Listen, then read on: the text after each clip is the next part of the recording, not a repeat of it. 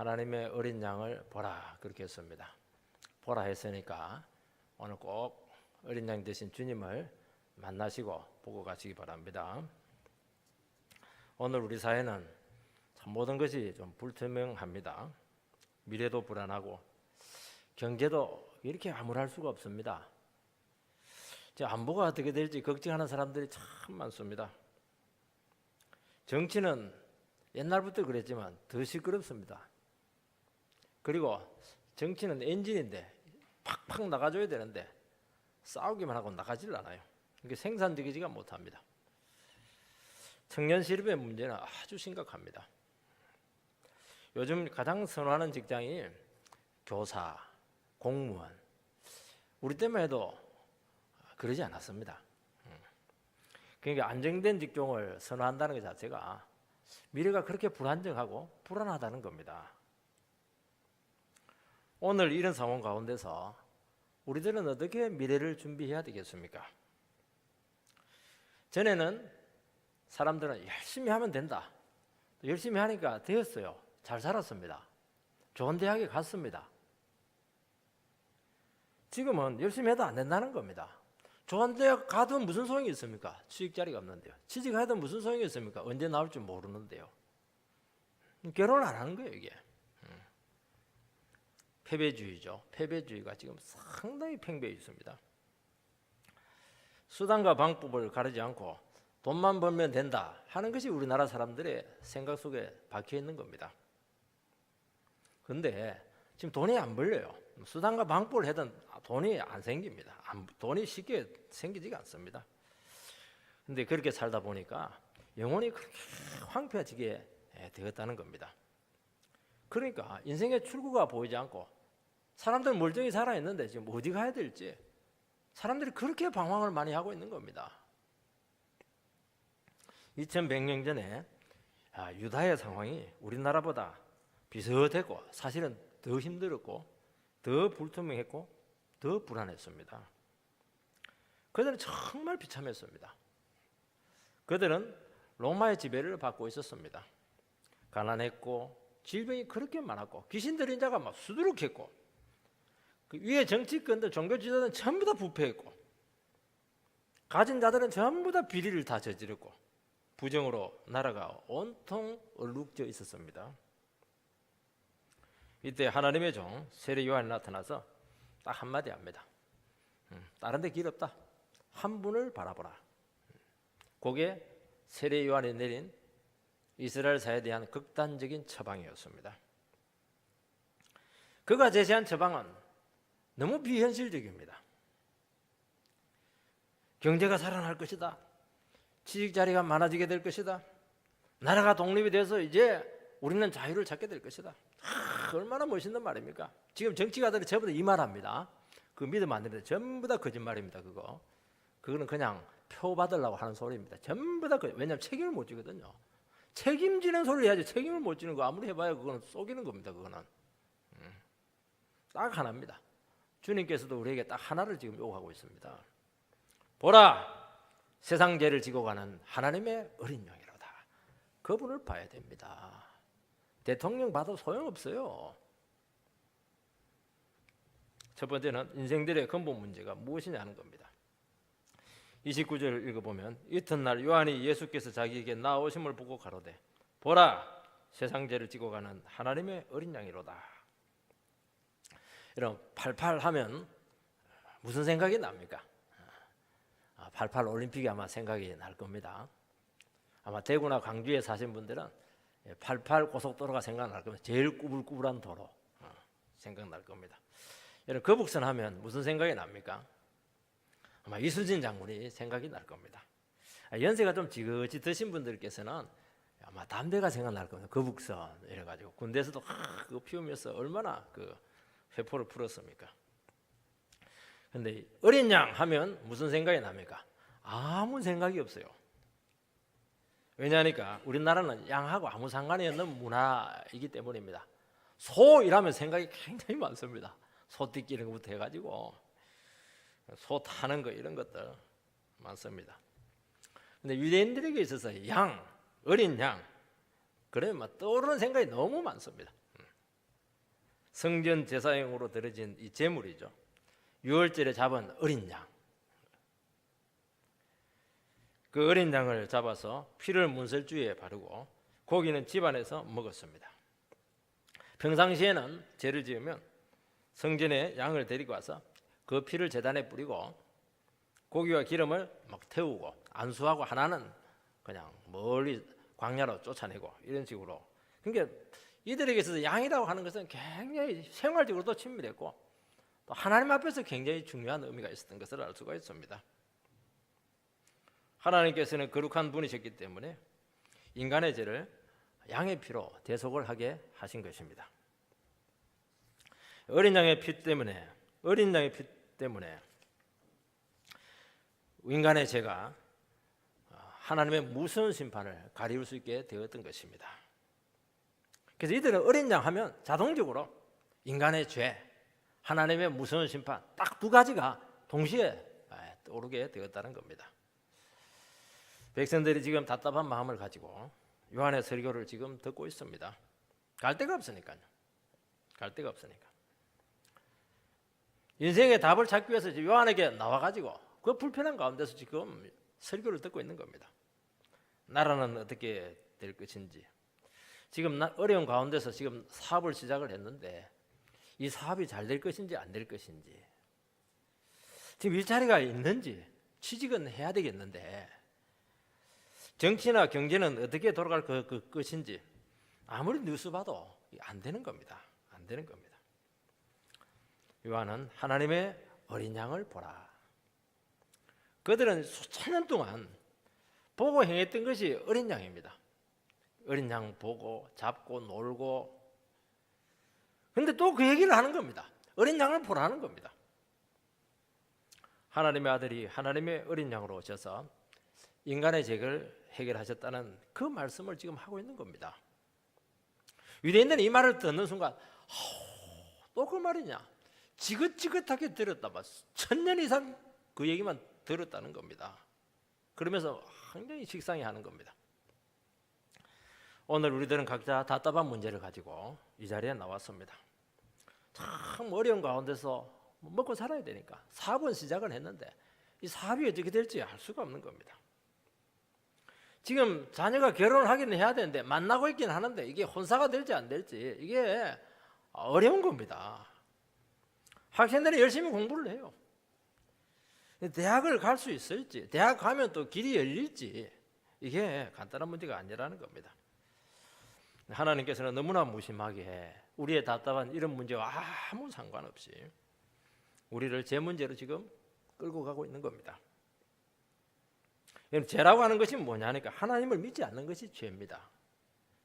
말씀을 인정하지 않고 거부하면서 살아가는 것이 죄입니다.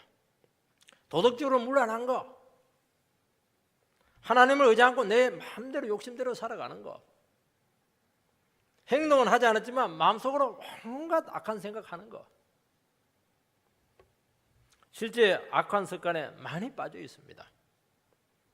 하나님의 은혜를 잊어버리고 감사하지 않고 영광 돌리지 않고 그냥 자기만을 위해서 살아가는 거, 이 전부 다 죄입니다. 모든 사람들이 이렇게 살아가니까 이 죄가 아니라고 생각을 하는데, 그러니까 문제가 심각한 겁니다. 이 엄청난 암덩어리를 남겨놓고 취직을 하고 말이지, 돈을 많이 벌고 말이죠, 좋은 집에 살고 말이죠.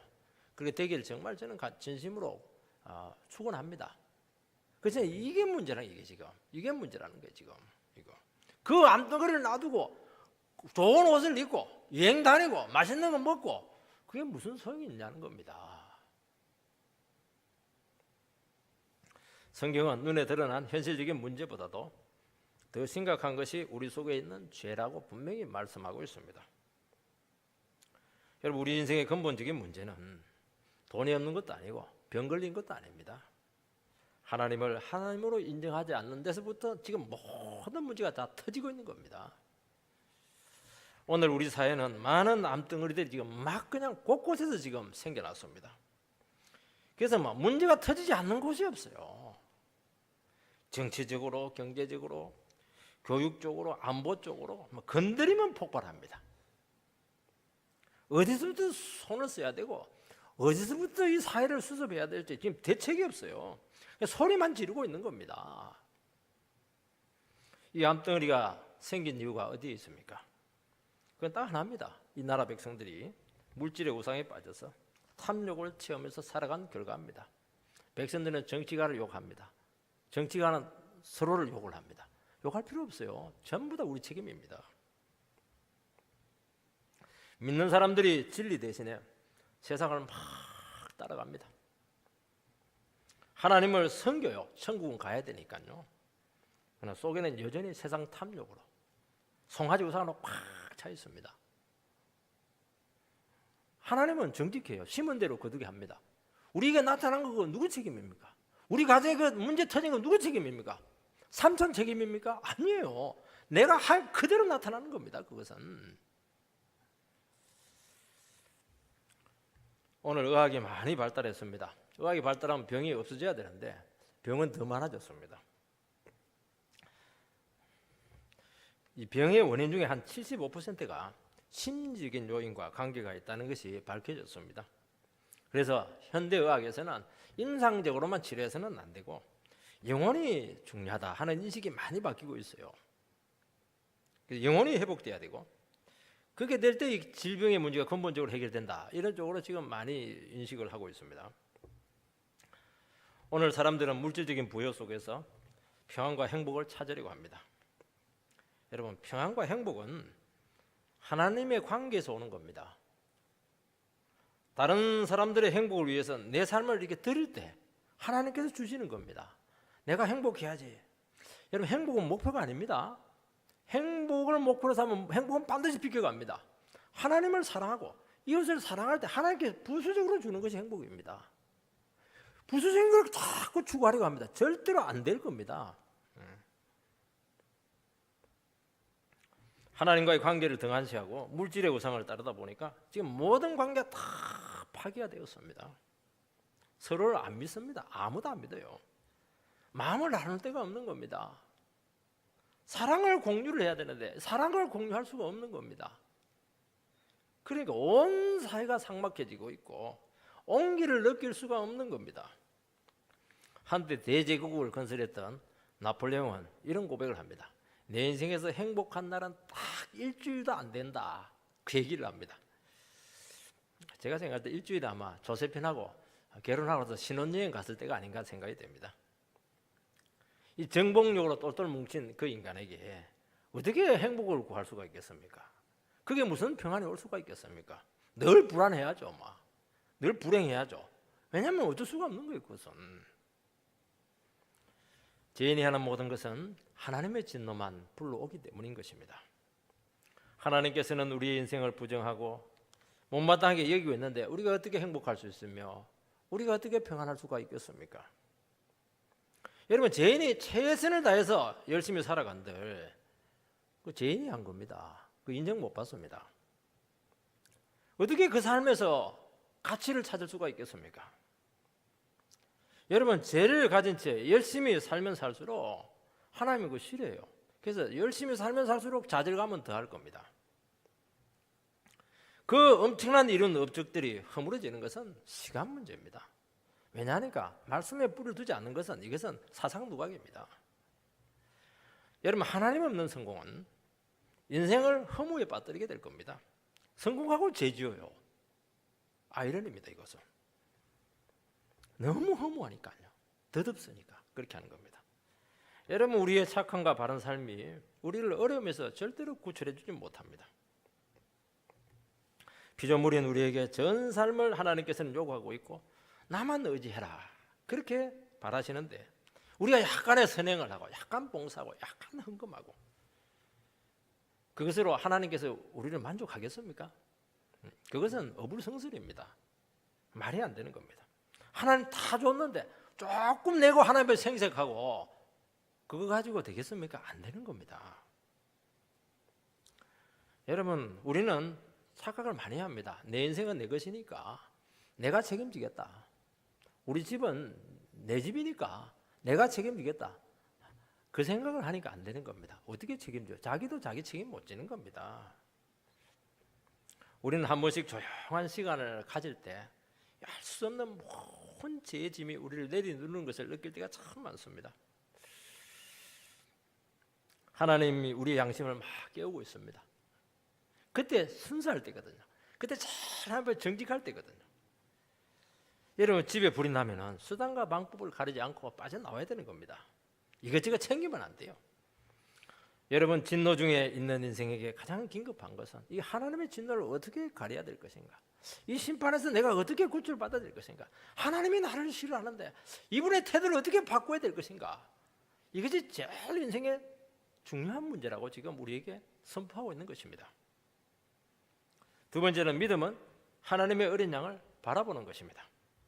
29절 하반절을 다시 한번 읽겠습니다. 보라, 세상 죄를 지고 가는 하나님의 어린 양이로다. 믿음은 바라보는 것입니다. 바라보면 믿음이 생깁니다. 열심히 교회를 바라보고 교회 와서 또 말씀을 듣고 그렇게 하다 보면 이 교회에 대해서 믿을 수가 있겠구나. 그래서 정착을 하게 되는 겁니다. 이것 없으면 안 되는 겁니다. 열심히 서로를 바라보면 저 사람에게 내 인생을 맡길 수가 있겠구나. 결혼을 하는 겁니다. 믿음의 주요 온전케 하시는 이인 예수를 바라보라. 여러분 예수를 바라보면은 믿음이 생깁니다. 이분은 하나님이시고 하나님의 어린 양이 되시기 때문입니다. 나를 바라보면 나약한 내 자신에 대해서 실망을 하게 될 것입니다. 세상을 바라보면 도움이 되기는커녕 배신당하고 낭패를 당하게 될 것입니다. 이 본다고 하는 것은 객관적으로 어떤 사물을 보는 것이 아닙니다. 인격체를 보는 것은 의미가 좀 다릅니다. 그 인격 대상을 바라봄으로써 그분에 대해서 어떤 구체적인 의사를 표현하는 것입니다. 여러분 자녀가 지금 따돌림을 당해 있습니다. 그래서 너무 힘든 가운데서 이제 아버지를 바라보는 것은 아버지 이 어려운 문제에 대해서 나를 좀 도와주십시오 하는 의사 표현인 것입니다. 이건 말보다도 더 강력한 겁니다. 여러분 우리의 인생의 중요한 순간에 너무 힘들고 어려웠는데 그 한 사람을 바라봤어요. 바라볼만 하니까 바라본 겁니다. 그런데 막 여지없이 외면을 당했을 때 아마 평생 상처를 가지고 살아가시는 분들이 계실 것입니다. 우리가 주님을 바라보는 것은 정말 주님의 간절한 도움이 필요하다는 것을 인정하는 것입니다. 우리는 이런 가운데 있습니다. 우리는 지금 외롭고 지쳐있고 삶이 지금 황폐화되어 있습니다. 이대로 살아갈 자신이 없으니까 그냥 살아가니까 살아가는 겁니다. 인생 실패자입니다. 과거를 생각해 보면 방황한 것밖에 없고 죄 지은 것밖에 없는 겁니다. 바라보라는 겁니다. 도와달라는 겁니다. 간절히 애원하는 겁니다. 하나님의 어린 양은 임시방편의 구원의 방법이 아닙니다. 인간이 준비한 제물이 아닙니다. 여러분 구약시대는 인간들이 양을 끌고 가서 하나님 앞에 바쳤습니다. 인간이 준비한 그 제물도 구원의 능력이 그들에게 임했던 것입니다. 바로의 그런 무서운 폭압에서 노예로 신음하던 이스라엘 백성들을 구원하는 능력의 피였습니다. 그 능력의 피가 어디서 왔습니까? 어린 양이죠. 어린 양. 그러나 이번에는 그 어린 양하고 차원이 다른 어린 양입니다. 하나님이 준비하신 어린 양이십니다. 인류 보편의 죄의 상태를 완전히 끝장을 내서 우리를 영원한 구속의 상태로 인도하신다는 것입니다. 계속 드릴 필요 없어요. 한 번 그분 바라고 붙잡으면 끝입니다. 그때부터 우리를 인도할 겁니다. 어디까지요? 하나님의 자리까지 인도할 것이고 천국으로 인도할 겁니다. 지금 구원을 선포하는 요한은 지금 가슴이 막 뛰고 있습니다. 너무 힘들고 어려웠는데 그분이 나에게 오는 겁니다. 보라 하나님의 어린 양이로다. 보라는 겁니다. 세상에 대한 하나님의 구출 작전이 지금 본격적으로 시작되고 있는 겁니다. 이제 죄인이 하나님의 사랑에서 오랫동안 방치되어 있는 것 같았는데 그분이 오셔가지고 지금 구원의 프로젝트를 지금 시도하고 있는 겁니다. 그 안으로 들어오라는 겁니다. 아무 조건 없이 나에게 은혜가 정말 필요합니다. 하나님 나를 도와주십시오. 바라보기만 하면 죄 용서받고 인생이 변할 줄 믿습니다. 조난자는 절대로 스스로 탈출할 수 없습니다. 가만히 있어야 돼요. 왜냐하면 조난당했다 그 자체는 길을 잃은 것만을 의미하지 않습니다. 이미 탈진했습니다. 세월이 지금 막 내려가고 있어요. 방향 감각을 완전히 잃었습니다. 죽음이 지금 엄습해오고 있습니다. 움직이면 움직일수록 죽음을 빨리 재촉하게 될 겁니다. 이때는 어떻게 해야 됩니까? 가만히 그 자리에 서서 구조자가 오기만을 기대하는 수밖에 없는 겁니다. 안 오면 죽는 겁니다. 여러분, 죄와 공경에 빠진 인생들은 길을 잃고 지금 지쳐 있습니다. 어떻게 살아가야 될지 지금 막 몰라서 그렇게 방황을 많이 하고 있습니다. 스스로 살려고 하면 할수록 죽음을 재촉하게 될 겁니다. 여러분, 죄에 빠진 인생들이 할 수 있는 것은 아무것도 없습니다. 하나님께서 우리에게 요구하지도 않았는데 어린 양 대신 독생자를 인류의 구원자로 보내주신 것입니다. 이것이 복음이고 이것이 구원인 것입니다. 다른 걸 찾으면 안 돼요. 그 자리에 있어야 됩니다. 그분이 왔는데 그 자리에 없는 거예요. 이게 그러면 안 되는 겁니다. 그 자리에 있어야 그분이 와서 만나는 것입니다. 이분은 임시방편의 구원자가 되지 않습니다. 하나님께서 직접 마련하신 구원자인 것입니다. 이분의 피는 우리의 모든 죄를 용서하고도 남습니다. 우리가 이 구원에 있어서 인간이 공헌한 것은 아무것도 없습니다. 단지 그분의 십자가를 바라보고 그분의 피가 나의 죄를 용서하셨다는 것을 믿음으로 고백하고 전 삶을 맡기는 겁니다. 그러면 즉시 구원이 찾아오고 아마 여러분의 인생의 돌파구가 열리기 시작할 겁니다. 길이 있을 겁니다. 여러분, 구원은 외부에서 와야 되는 겁니다. 내 속에서 아무리 생각해도 안 돼요. 아무리 고민하고 아무리 그냥 속에 있는 그 힘을 쥐어짜도 인생입니다. 인생 죄인입니다. 거기서 좋은 게 나올 수가 없어요. 점점 미궁으로 빠져들게 될 겁니다. 생각 그만하세요. 너무너무 혼자 생각을 너무 많이 해요. 그런다고 안 됩니다. 힘만 빠지는 겁니다. 우리 안에 자원은 한정되어 있습니다. 우리 머리 힘으로 우리는 지금 아까름도 못하고 있습니다. 외부로부터 능력이 와야 되고 하늘에 있는 그 무한한 자원이 우리에게 와야 될 줄 믿습니다. 하나님의 능력, 그분의 생명이 우리에게 주입되는 그 방법 외에는 살 수 있는 방법이 없습니다. 우리가 생각할 때 아니 그렇게 좋은 것이라면 왜 진작 오시지? 잘 힘들고 암울할 때 오시냐는 겁니다. 이때 와야 예수를 바라봅니다. 힘이 있을 때, 아직 생각이 많을 때, 자기 힘이 많을 때는 절대로 예수께 안 나옵니다. 여러분, 전문 수영 강사가 하는 말이 무엇이냐 하니까 사람들이 그 수영을 못한 사람이 물에 빠졌을 때 막 허우적거릴 때 절대로 아무리 수영 자격증이 있어도 안 들어간다는 겁니다. 거의 죽기 전에 꼬르륵 푹 들어갈 때 그때 들어가가지고 구출한다는 겁니다. 그렇게 해야 힘이 다 빠져가지고 자기 몸을 온전하게 구조자에게 맡긴다는 겁니다. 조금이라도 힘이 남아있으면 같이 죽는다는 것이죠. 주님은 그거 너무 잘 알고 있습니다. 조금 일찍 오면 안 옵니다. 절대로 안 맡깁니다. 자기 인생 안 맡깁니다. 우리가 어떤 인간인데요. 힘이 쫙 빠지고 탈진되어 있고 대책은 없고 이거 그대로 있으면 죽을 수밖에 없다. 그러니까 예수를 믿는 겁니다. 사람은 구원자에게 잘 안 옵니다. 온갖 핑계를 다 댑니다. 그 핑계를 대는 이유는 아직도 살만하니까 그렇게 하는 겁니다. 죽는다 하면서도 예수 안 믿어요. 아직도 여유가 많은 겁니다. 조금 시간이 더 가야 될 줄 믿습니다. 사람들은요, 예수가 외모가 초라하다, 우리 인간이다, 예수를 몰라서 그렇습니다. 교제하면 그분 안에 신성이 꽉 차 있습니다. 그분의 구원이 너무 쉬운 거예요. 예수 믿기만 하는 게 무슨 구원이냐? 너무 단순하고 간단해서 싫다는 겁니다. 고행도 하는 것도 아니고 공부하는 것도 아니고 말이죠. 간단하다고 하는 것은 우리가 할 수 있는 게 없어서 그렇게 하는 겁니다.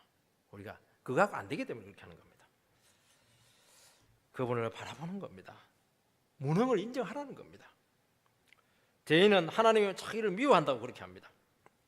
그러나 그분은 독생자를 주시기까지 우리를 사랑하셨습니다. 예수께 나가면 죄를 고백해야 되는데 부끄럽다는 거죠. 용기가 나지 않는다는 겁니다. 저희들은 어릴 때 목욕을 딱 2번 했습니다. 설 때 한 번 하고 추석 때 한 번 하고. 때가 한번 덕지덕지 붙어 있어요. 목욕탕이 어디에 있습니까? 엄마가 다라이에다가 그냥 탁 앉혀놓고는 막 그 때를 벗기는데요. 1년 묵은 때는 막 벗깁니다. 옷 안 벗으려고 막 난리예요. 왜냐하면 너무 때가 많아가지고요. 여러분, 주님의 피는 어떤 죄와 수치도 상처도 다 치료하실 줄 믿습니다. 주님께 나가면 우리는 과거에 죄 짓는 삶을 포기해야 됩니다. 그러니까 안 나가는 겁니다. 지금까지 내 살아왔던 삶을 부정해야 됩니다. 여러분, 죄라고 하는 것은 굉장히 즐거워요. 죄 지을 때 굉장히 쏠쏠한 재미가 많습니다. 그거 다 포기해야 되는 겁니다. 욕심대로 못 살아요. 과거 술 친구들 끊어야 돼요. 지금 제된 남녀 관계 있으면 그거 잘라야 되는 겁니다. 어떻게 손잡고 가서는 안 될 사람하고 어떻게 같이 천국 들어갈 생각을 하는 것 자체가 틀린 겁니다. 그러니까 아마 안 오는 거예요. 안 오는 거예요. 핑계가 너무 많습니다. 주님께서 뭐라고 말씀하고 있으면 그러면 내가 못 오겠다는 겁니다. 못 오겠다. 아직도 여유가 많다는 겁니다. 세 번째는 구원 후에 헛된 기대감을 갖지 않아야 될 줄 믿습니다. 요한은 백성들이 지금 다급한 가운데 오지만 지금 생각이 너무 많아요. 너무 복잡하고 기대하는 게 천차만별입니다. 그거 안 된다는 거예요. 딱 하나만 생각하라는 겁니다. 30절 31절에 보면 내가 전에 말하기를 내 뒤에 오는 사람이 있는데 나보다 앞선 것은 그가 나보다 먼저 계심이라 한 것이 이 사람을 가리킴이라.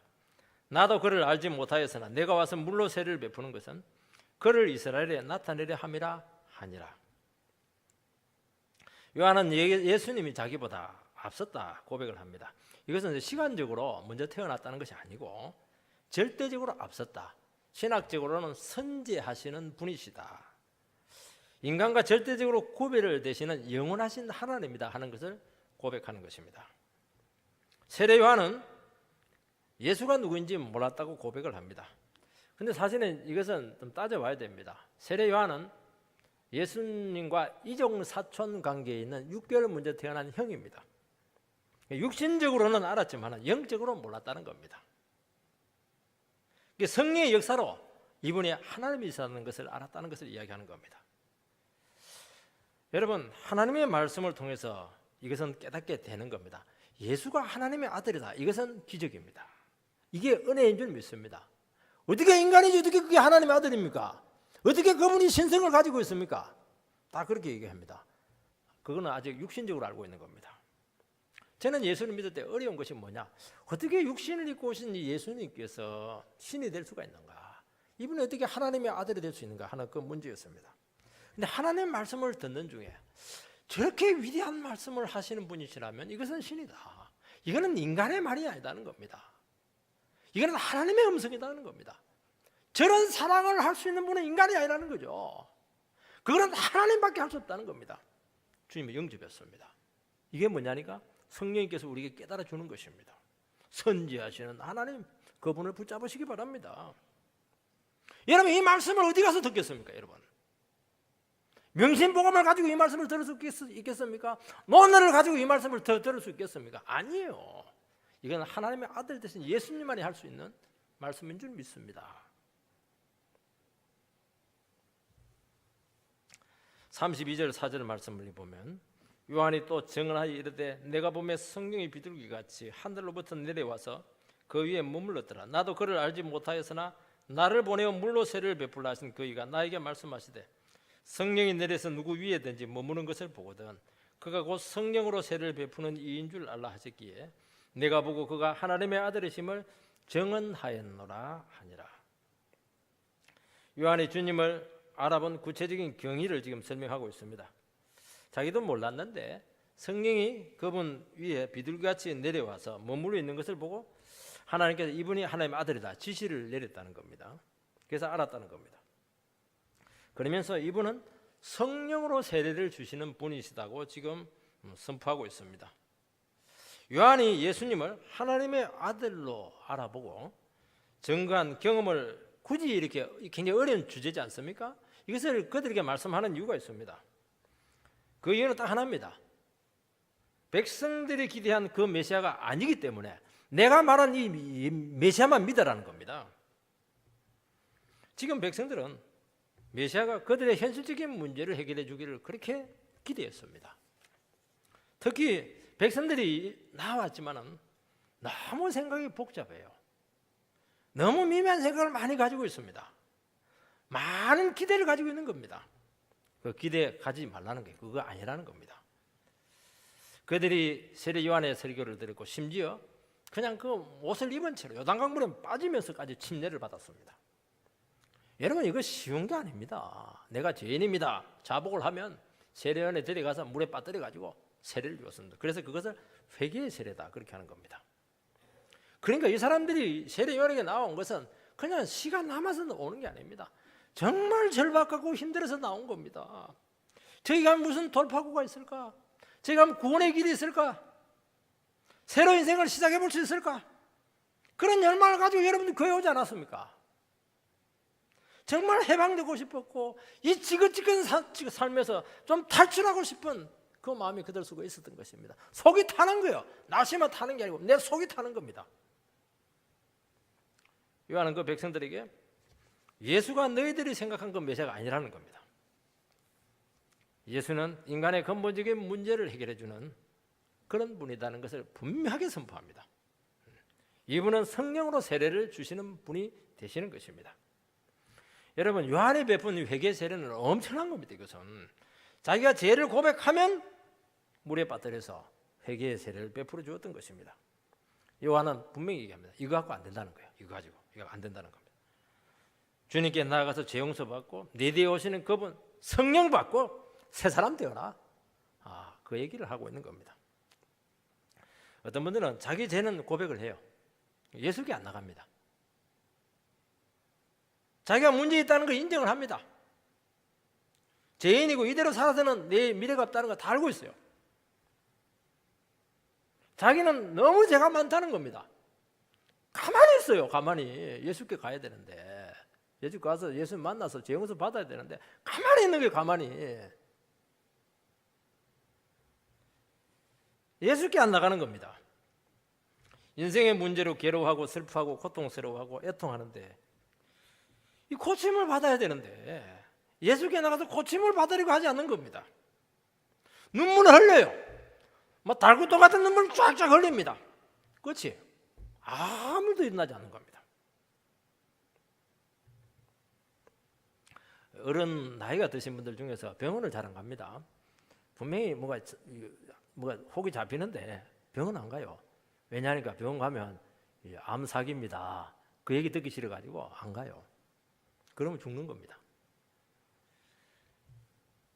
여러분, 우리 안에 순간순간 분노가 치밀어 오릅니다. 막 정욕이 끓고 있고 미움이 치받아 오르고 있고 내 마음 내도 몰라 막 내를 통제가 안 되는 겁니다.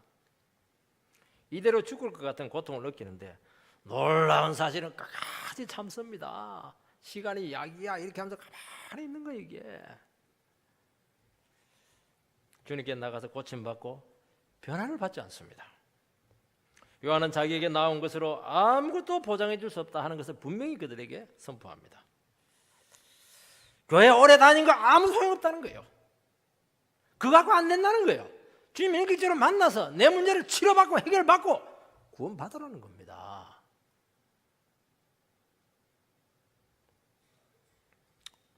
성령이 그들에게 임해야 된다는 겁니다. 우리 인격 속에 성령의 열매가 맺히고 있느냐는 겁니다. 지금 내 삶에서 성령께서 내 삶을 끌고 가느냐, 아직도 내 정욕이 내 삶을 끌고 가느냐 질문하라는 겁니다. 이게 중요하다는 거죠. 이게 우리는 많은 문제를 가지고 이 자리에 왔습니다.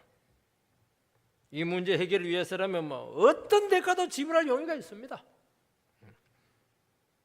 모든 사람들이 보는 앞에서 공개적으로 물속으로 들어가서 세례를 받겠다는 겁니다.